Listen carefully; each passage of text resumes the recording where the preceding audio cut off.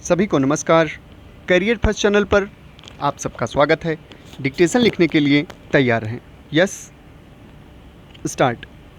खादी ग्रामोद्योग हमारी ग्रामीण अर्थव्यवस्था का एक महत्वपूर्ण अंग है।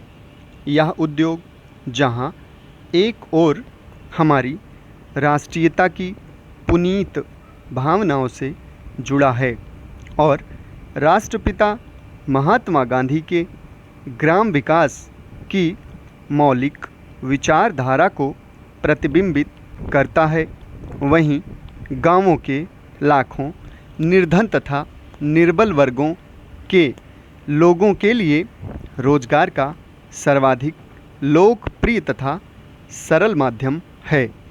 खादी ग्रामोद्योग का व्यापक प्रसार कर तथा संपूर्ण ग्रामीण अंचल में इसका जाल बिछाकर बहुत बड़ी सीमा तक वर्तमान बेरोजगारी की समस्या का समाधान किया जा सकता है। नगरवासियों को भी इससे रोजगार का लाभ दिलाया जा सकता है। इस दृष्टि से इस उद्योग को आज अधिकाधिक बढ़ावा देने की आवश्यकता है। प्रदेश में खादी ग्रामोद्योग के कार्यों को 7वीं योजना अवधि में कम से कम दुगुना करने के लिए अविलंब ठोस तथा कारगर उपाय किए जाने चाहिए। इस संदर्भ में यह भी आवश्यक है कि खादी ग्रामोद्योग के व्यापक प्रचार के साथ साथ इसके उत्पादन में गुणात्मक सुधार लाकर इसे अधिक लोकप्रिय बनाया जाए।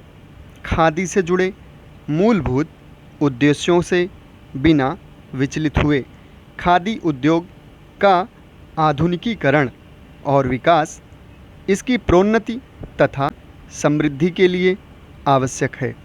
इसके साथ ही प्रचलित विपणन प्रवृत्तियों, वर्तमान जन आकांक्षाओं और उपभोक्ताओं की पसंद को भी ध्यान में रखना होगा।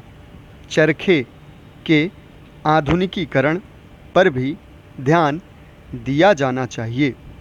शासन खादी ग्रामोद्योग को प्रोत्साहित करने के लिए हर संभव प्रयास कर रहा है।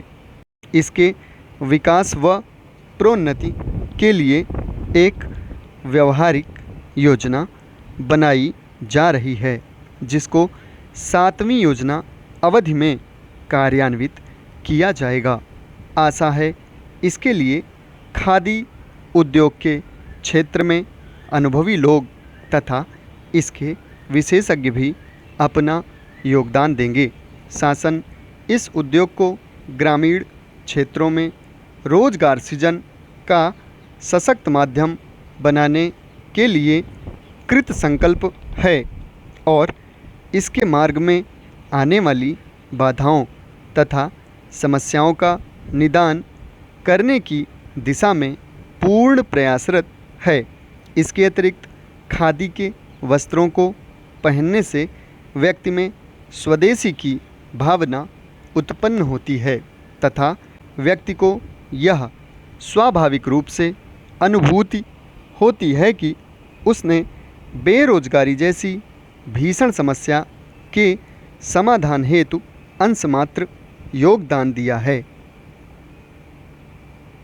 हमारे देश के अधिकाधिक लोगों में यह भावना यदि उत्पन्न हो जाए तो इससे रोजगार उपलब्ध कराने की दिशा में बहुत सहायता मिलेगी तथा विदेशी कपड़ों के लिए जो बहुमूल्य विदेशी मुद्रा चुकानी पड़ती है उससे बचा जा सकता है।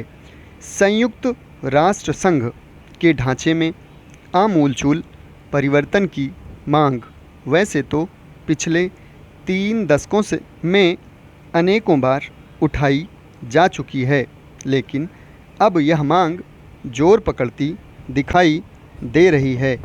कई देशों के राजदूतों तथा भारतीय नेताओं ने इस संगठन के ढांचे को अधिक प्रजातांत्रिक बनाने तथा सुरक्षा परिषद के मुकाबले संयुक्त राष्ट्र महासभा को अधिक अधिकार सौंपे जाने पर बल दिया है।